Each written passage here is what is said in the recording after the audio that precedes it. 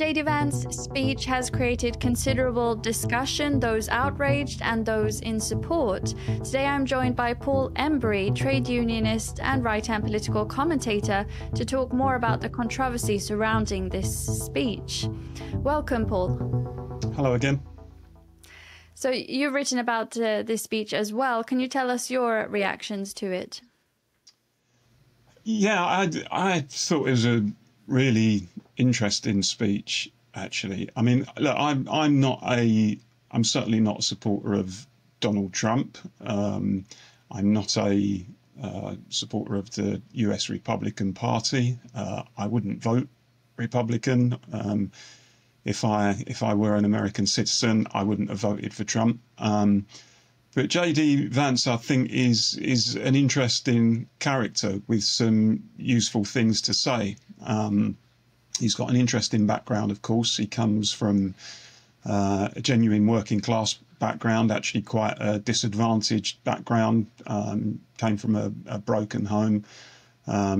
He later joined the Marines in a non-combat role, and served in Iraq in that capacity, then went to law school before going into, I think, the world of finance and then politics.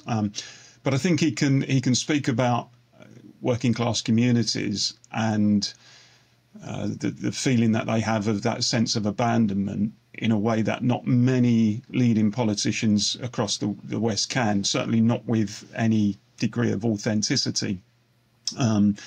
And I think he went before the senior political and military figures in Munich, and he told them, as we say in Britain, he told them a few home truths. He told them some things that were, I have no doubt, very uncomfortable for them, but things that they almost certainly needed to hear, whether they knew it or whether they didn't. He talked about the erosion of freedom of expression and freedom of conscience across large parts of the West, particularly Europe. He talked about what you might call cancel culture, how people were being arrested for activities that really ought not to constitute crimes. He talks about the undermining of democracy across the West, how we like to preach about, being great Democrats, but we're quite selective about how we uphold democracy. He talks about the general election result in Romania, which was scrubbed from the record on some pretext because a national populist happened to win. He talks about Brexit and the reasons that people voted for it. And he talks about, what we, to use an English phrase, the elephant in the room, which was the whole issue of immigration. Which I think has caused a huge backlash across the West among ordinary voters, simply because of the pace and scale of it and the fact that it's been managed dreadfully and people have not been listened to. So for that alone, I think he deserves credit, because he went into a room of global leaders and told them things that they really needed to hear. And I think whatever other shortcomings he has, and he clearly does have some, as all politicians do, he deserves praise for that. And you were mentioning some of these things, but one thing he says in his speech is, "What are we defending?" And you were, of course, mentioning that as well. He was referring to hypocrisies he sees within the EU. Could you elaborate more on these hypocrisies, and are the European establishment undermining certain things, and why is it so? Well, I think they certainly are, and I think the problem is that if you like, the European liberal elites and more widely the elites across the West have just become so used to having things go their way for so long. They dominated the agenda. Their thinking, their ideology was embedded throughout our political institutions, our cultural institutions, and even when people voted against what it was that they stood for. So, for example, Brexit being probably one of the best examples. they still, in many cases, didn't listen. It was an arrogance born, as I say, from just becoming accustomed to having their way for so long. And I think what that has done is that's created a chasm, if you like, between those ruling elites and between so many millions of ordinary voters on the other hand. Those voters think that the political establishments in their respective countries and more widely, as I say, across Europe and the West, just simply don't listen to them. And those elites just think that the voters keep getting it wrong. And if only we shout at the voters a bit more, and if only we keep trying to re-educate them, they really will come round to the ideas of, you know, what you might call this militant cosmopolitan liberalism, this institutional progressivism that has taken hold at the top of our society, across our societies across the West. The truth is the voters are not coming round to those ideas. They're not coming round to that ideology because they do actually value the things that the elites don't seem to care that very much about. They do value things like national identity. They do understand the importance of strong borders. They're not completely sold on the idea of enforced multiculturalism, which seems to have fragmented our societies across the West and actively promotes separateness and difference between different peoples. They want, on the one hand, economic justice and economic security, and they haven't had much of that over the last 20 years. But on the other hand, they want a degree of cultural security as well. And that sense that they have, that sense of place, that sense of belonging, that sense of rootedness, which, thanks to globalization and the ideas of the liberal political class, has just been, those things have just been violated. You know, they've experienced deindustrialization on a huge scale. They've experienced rapid demographic change, and all of these things have made working class communities uneasy and unsettled. That's something that JD Vance clearly grasps. You don't have to agree with him on everything to realise that he grasps that important point. And it was right, I think, that he made that point to those global leaders. Would you say that the European politicians have a right to be angry at the speech? Or is it because they just can't swallow it? Well, they've got a right to be angry. Whether or not they should be angry, I think is a different question. I mean, a number of them clearly were angry at it. I think some of them were pretty shocked by it.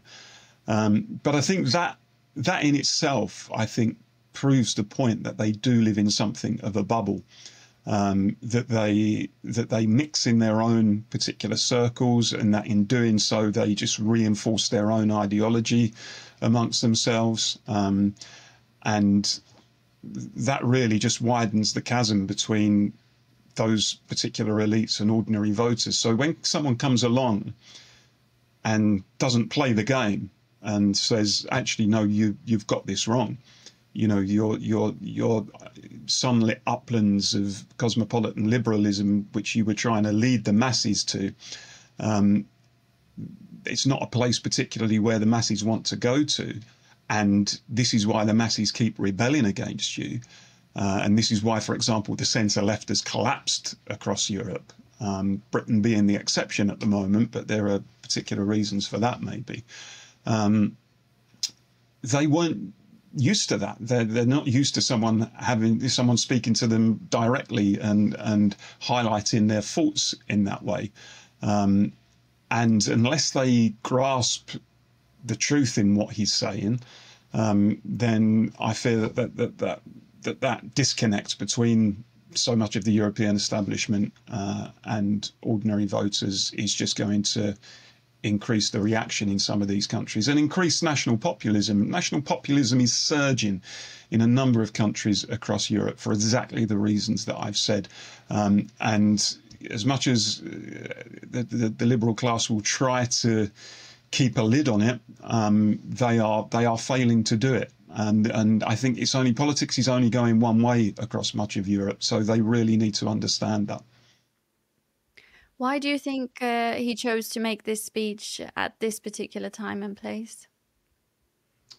Well, I guess it presented the first major opportunity to say what he felt he needed to say to some of the global leaders. And he, probably wanted to do that as quickly as possible to put down a marker and to explain where he sees the Trump administration going ideologically. And it's not very often you get so many global leaders, politicians, security personnel, military people, technocrats and so on in a room together, people with so much power. So when that opportunity comes along, it's one I think you had to take, and he decided to take it. And I stress again, as I said at the beginning, I'm sure if I sat down with JD Vance, I would find many differences with him politically and economically. He's on a different wing of politics to me. But that doesn't mean you can't understand that from time to time someone has hit on an important truth and has shown the courage for speaking that truth to those who needed to hear it. And that person deserves praise for doing that. And once the hype dies down around this speech, I mean, how significant will it be? Will it mean anything for Europe's future? Will it amount to anything more than the controversy that we see now? Well, as I said, centre-left parties across Europe are being beaten heavily. What we've seen is the emergence of what you might call national populist parties and politicians who have begun to do really well in the polls. You look at AfD in Germany, probably being the clearest example at the moment. You look at the Front National, or National Rally as they're now called, in France. You look at the Netherlands, you look at Austria, you look at Italy, you look at the surge of Reform UK in the UK. Reform are now leading most of the opinion polls in the UK. Now, some people would say, well, that's taking us back to the dark ages of the 1930s, and this is how fascism started. All of that is nonsense, actually. All of that is nonsense. What we are seeing is a reaction from millions of pretty decent, tolerant and moderate voters, in most cases, who have just become sick and tired and demoralised with the way the elites in their countries have just ignored them over some of the fundamental issues. For example, immigration. And when you combine that with the economic insecurity that they're experiencing, they're just looking for something very different. They are looking for people to defend their way of life, to defend their culture, not in a way that is hostile or intolerant to others, but just simply says, look, we have a sense of place and we have a sense of belonging. And these things, as I said before, are being violated. No one within the liberal establishments within our country seems to be listening to that, or they pay lip service to it, but never really address it. And some of us have been writing about this phenomenon for quite a few years and have seen it coming, and have been warning our own parties, the Labour Party in the UK, in my case, to take heed of it, because it's only going to grow. And that's exactly what's been happening, and it's not going to go away anytime soon. Thank you very much, Paul Embery, trade unionist, writer and political commentator, for your insights today. Pleasure. And thank you for watching Riks Europe.